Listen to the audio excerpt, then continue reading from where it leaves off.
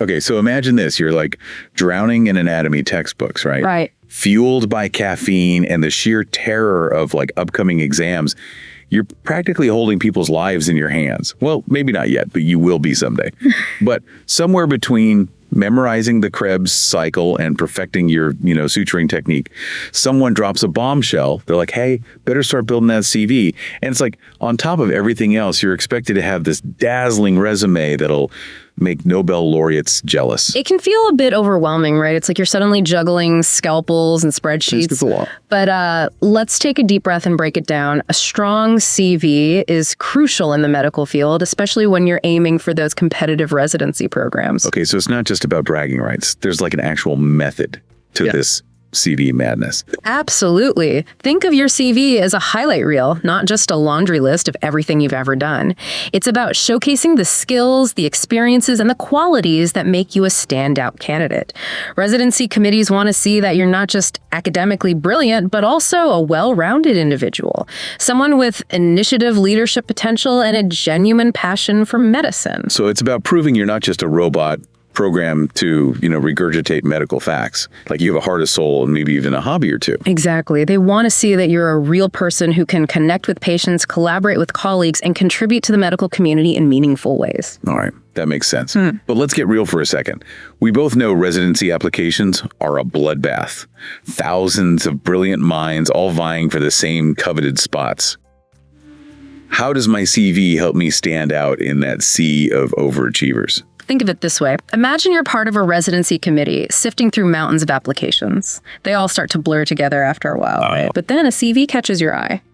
It's not just a list of accomplishments, it tells a story. It highlights unique experiences, showcases leadership qualities, and demonstrates a genuine passion for a specific area of medicine. That's the CV that makes you sit up and say, hey, I want to meet this person. So it's like a dating profile, but for future doctors. We're trying to swipe right with residency committees. In a way, yes. You're trying to capture their attention, spark their interest, and make them eager to learn more about you. Okay, I'm intrigued. But where do we even begin building this masterpiece? Is there some secret formula for CV success?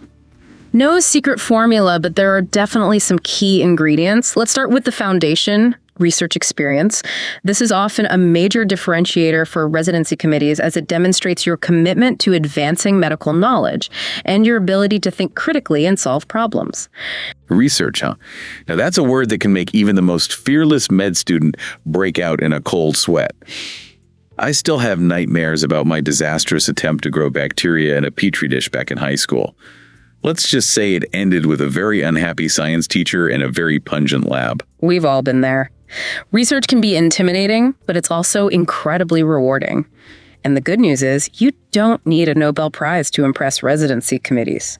Even small-scale research projects can demonstrate your initiative. You know your ability to work independently and as part of a team, and your passion for exploring unanswered questions in medicine. Okay, that makes me feel a little better. But how does a busy med student even find time for research?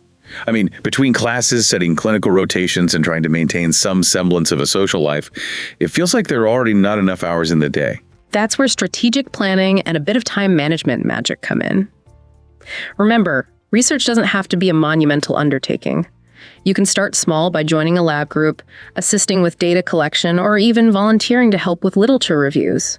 Even a few hours a week can make a difference. So it's about quality over quantity. I don't have to be a full-time researcher to impress residency committees. Yes, exactly.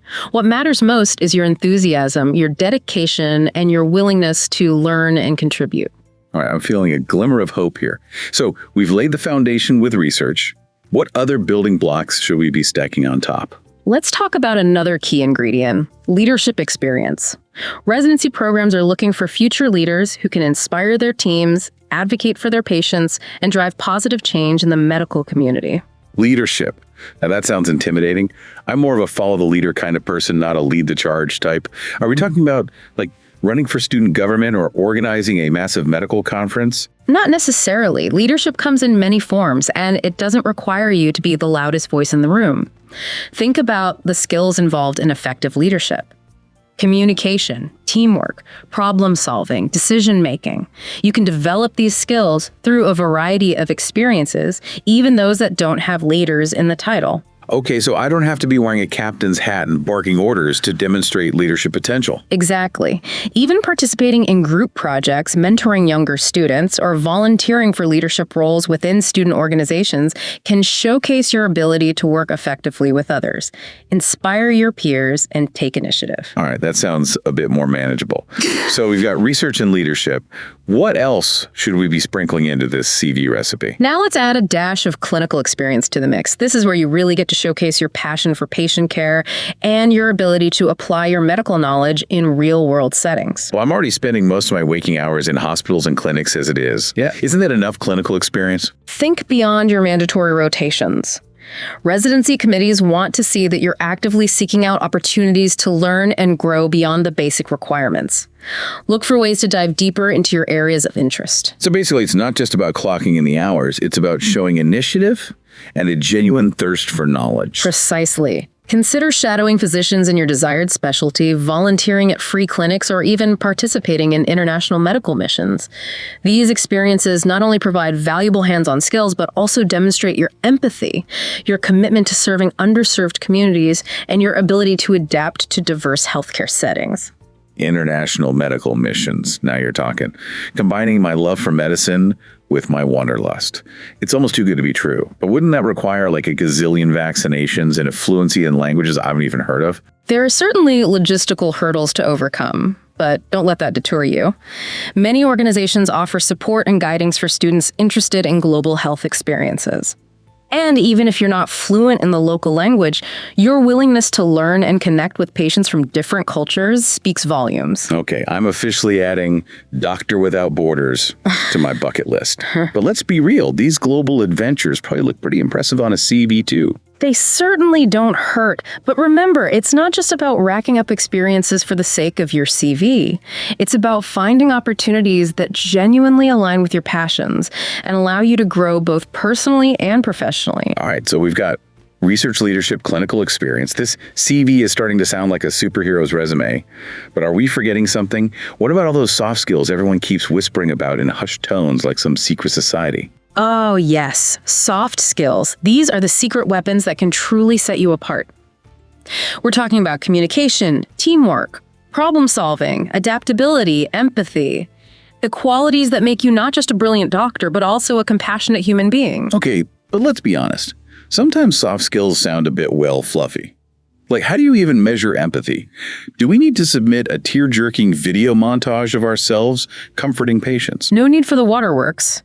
While soft skills might not be as quantifiable as, say, the number of publications you have, they're woven into every aspect of your CV. Think about how you describe your experiences. So instead of just saying, I participated in a research project, I might say, I collaborated with a diverse team of researchers to analyze data and present our findings at a national conference. Exactly. You're highlighting not just the task, but also the skills involved, such as teamwork, communication, and critical thinking.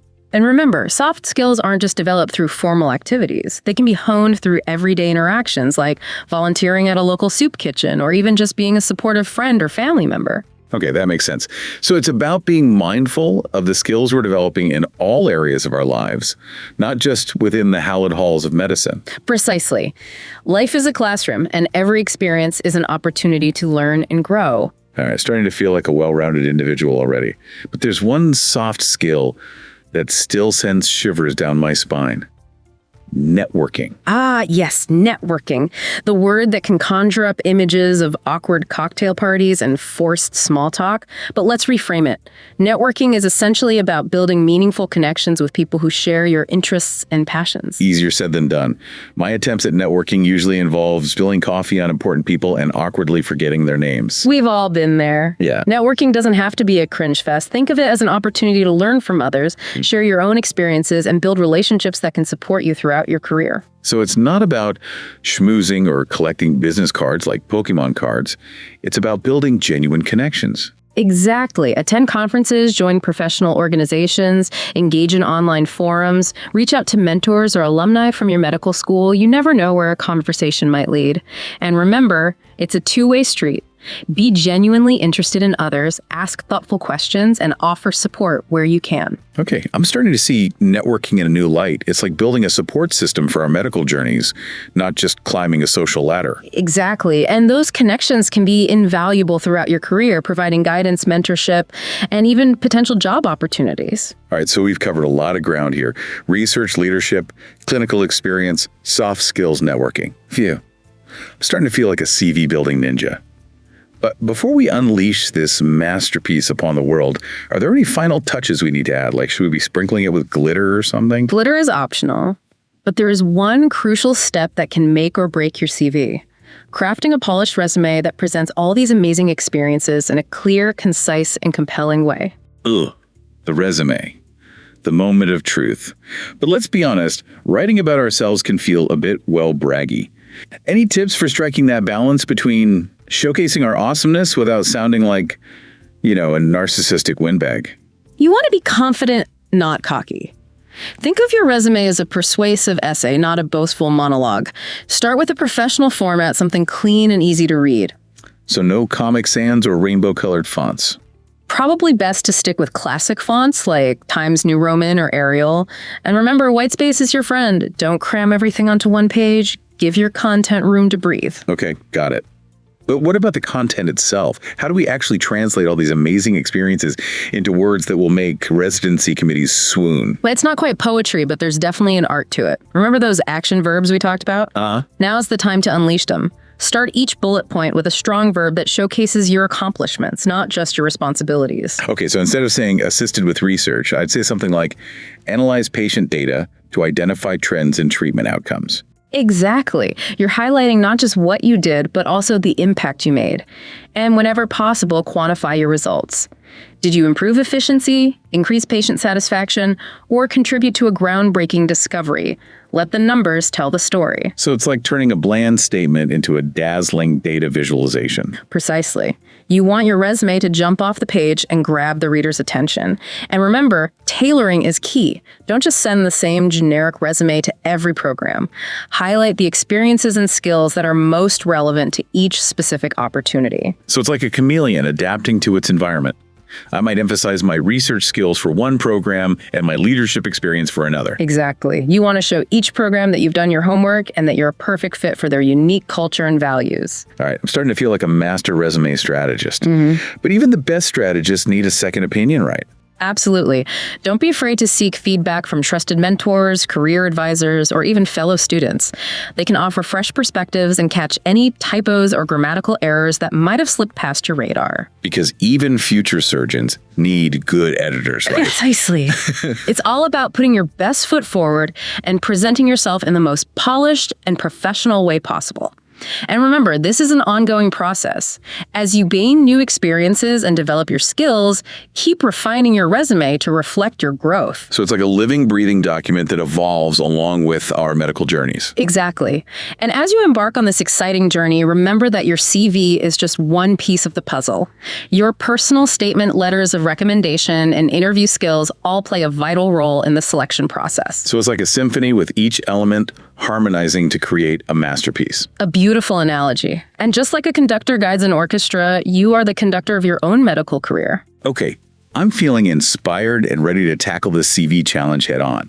But before we wrap up, any final words of wisdom to help us navigate this journey with confidence and maybe even a little bit of humor? Remember to celebrate your accomplishments no matter how big or small. Each step you take is a step closer to your dreams. And don't be afraid to let your personality shine through. Residency committees aren't just looking for brilliant minds, they're looking for passionate, compassionate individuals who will make a positive impact on the world. That's a great reminder. It's not just about the destination. It's about enjoying the journey and embracing all the challenges and triumphs along the way. Exactly. And remember, you have a unique story to tell. Let your passion, your dedication, and your individuality shine through in your CV. Well said. And to all our listeners out there, remember, you've got this. Embrace the challenge, seek support when you need it, and never stop believing in your ability to achieve your dreams. And who knows, maybe one day you'll be the one inspiring future generations of doctors with your own amazing story. Now that's a legacy worth striving for. Thanks for joining us on this journey into the world of CV building in medical school. Until next time, stay curious, stay driven, and stay awesome.